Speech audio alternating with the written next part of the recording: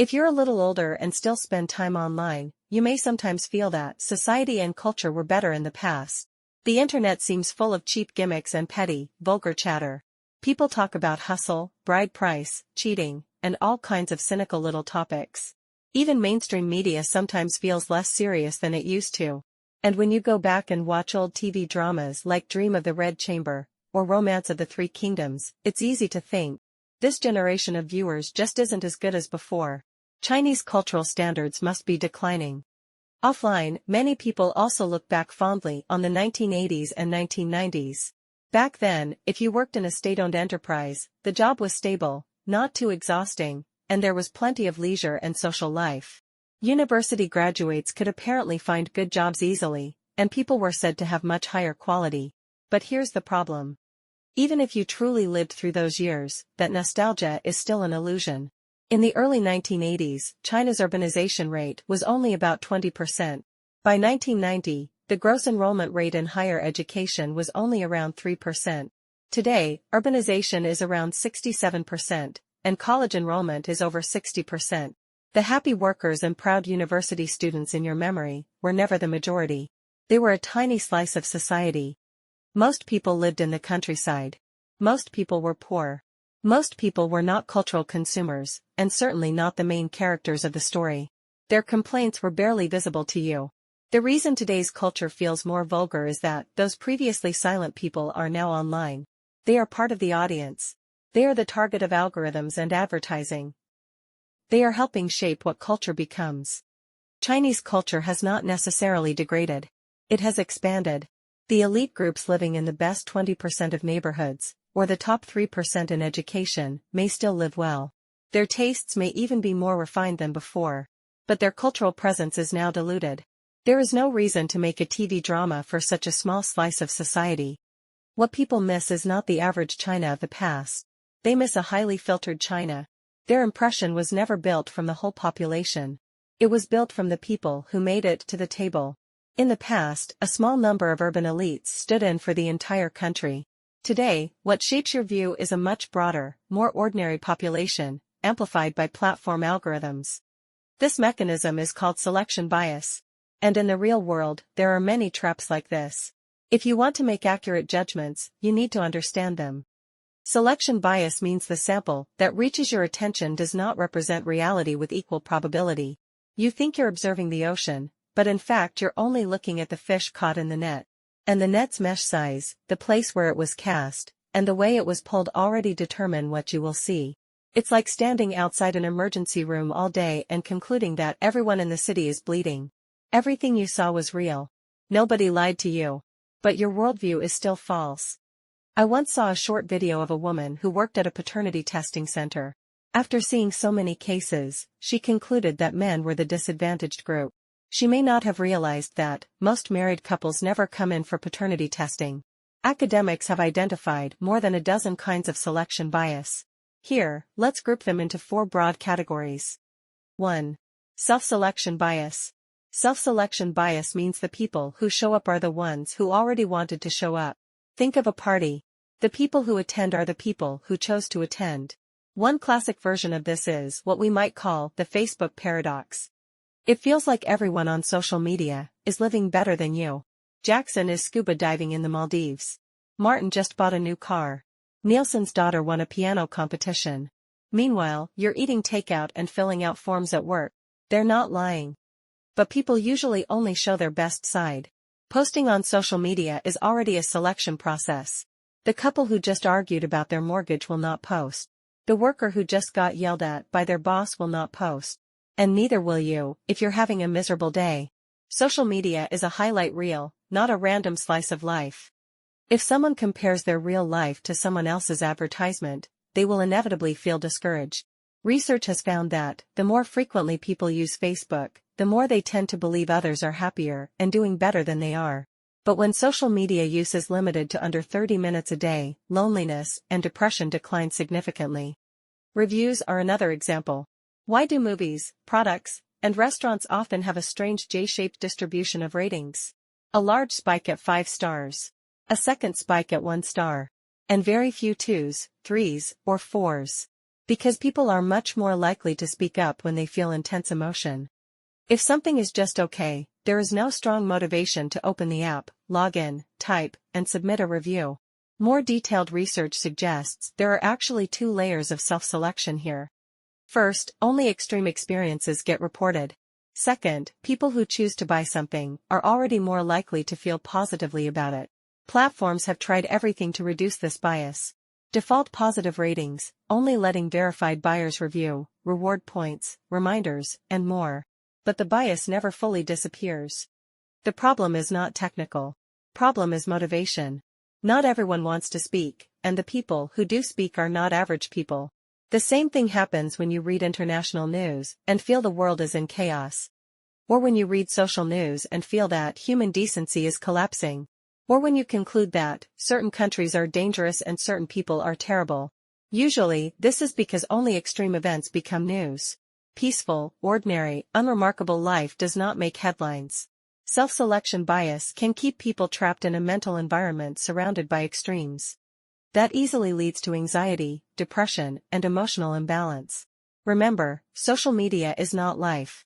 Comment sections are not public opinion. Trending topics are not humanity. 2.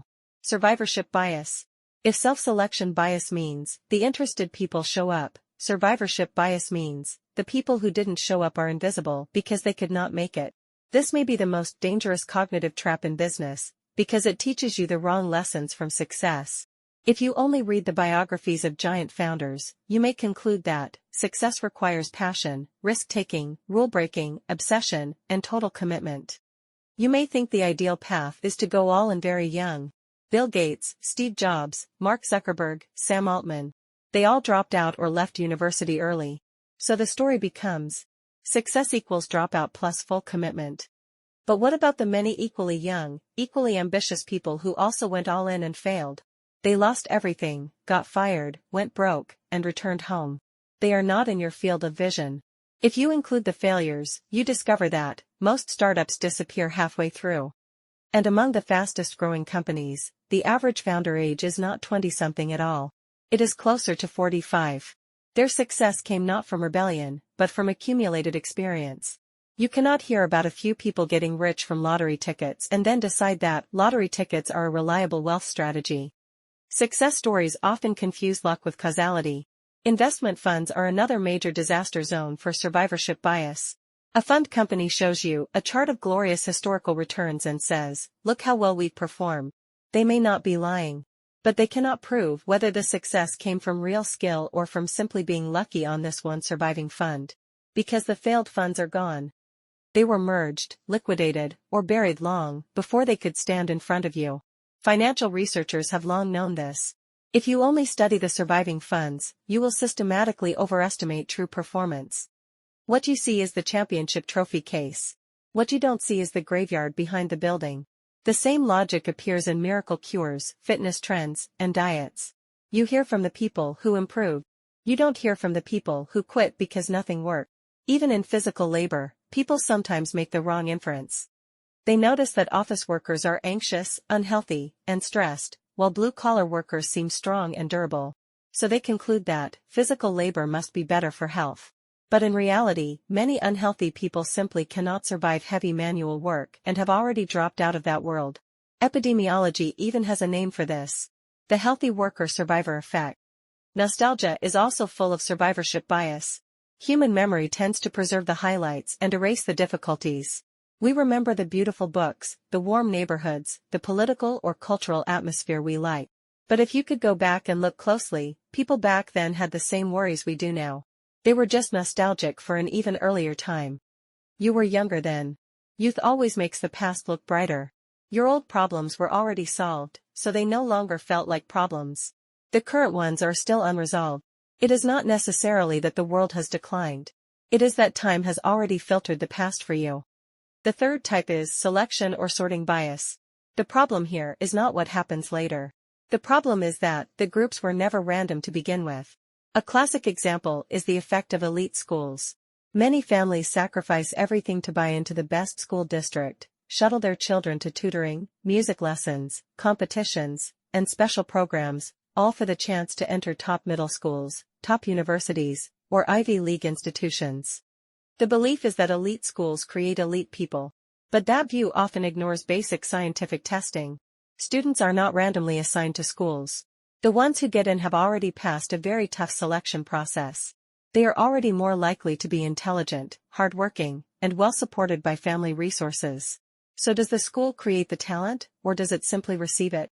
Economists Stacey Dale and Alan Krueger studied this carefully. Instead of comparing elite school graduates with everyone else, they compared students, who were academically similar and both qualified for top schools. Except some attended elite schools while others, for various reasons, attended ordinary schools. Their result was striking. Elite schools did not produce clearly higher income outcomes overall.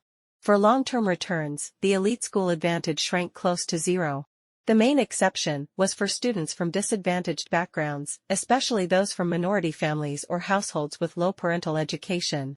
For them, the school label mattered more, probably because the institution provided a stronger social network. In other words, elite schools are often more like filters than alchemy labs. The same mistake appears everywhere. If some children improve after tutoring, that does not prove tutoring itself is the cause of success. If some children do many extracurricular activities and later become successful adults, that does not prove those activities caused success. Maybe the children who love learning are the same children who love tutoring. Maybe wealthy families simply have more resources to support fencing, horseback riding, and enrichment programs. What you see may just be ability and background showing through. The fourth category is threshold bias, also known as Bergson's paradox. Here the problem is that you are only observing cases that have already crossed a certain threshold. This is where folk wisdom gets especially misleading. People say things like, good-looking men are always bad. Beautiful women usually have bad tempers. People with strong business skills have poor emotional intelligence. Good athletes are bad at academics, and good students are bad at sports. Is the universe really that fair, handing everyone one advantage and one flaw? No. These are usually illusions. If you take two variables that are not actually linked and then only observe the people who pass a combined threshold, they will appear negatively correlated. Take dating. Suppose women care about two things in men: looks and character. A man who is both is ideal. A man who is neither is unacceptable. Now imagine you silently give every man a total score. Looks plus character. Only men above a certain threshold even enter the pool. What will you notice? The people inside the pool are mostly mixed cases. Some are handsome but not particularly kind. Others are kind but not especially handsome. The ones who are both handsome and good are rare and often taken already. The ugly and awful ones never entered your sample in the first place. So it starts to look as if attractiveness and decency are mutually exclusive. The same thing happens in hiring. Companies often only consider candidates whose combined score of skill and emotional intelligence passes a threshold. The very strongest in both dimensions are rare. The weakest in both dimensions never get in. So the people you notice are the ones who are strong in one area and weaker in the other. This is why job interviews are not censuses, and matchmaking is not population research. Thresholds create artificial opposition. Filters manufacture patterns. Selection bias is partly about bad samples. But sometimes the sample is fine, and your attention is the problem. You may notice only extreme cases and ignore ordinary ones. You may only see evidence that supports your beliefs. These are related to availability bias and confirmation bias. We do not need to go deeply into them here. The main lesson is this: getting close to truth in the real world is hard. Scientists work very hard to reduce selection bias. The ideal solution is random assignment in experiments. But when experiments are impossible and you only have observational data, you must pay special attention to the people who disappeared. The failures. The dropouts. The invisible majority. They still contribute knowledge, even if they no longer contribute noise to your attention. So whenever you hear a story, ask 4 questions. Who is missing? Who could not show up? Was the group randomized? And is there a threshold at work? If you hear many bad stories, remind yourself that reality may be better than it looks.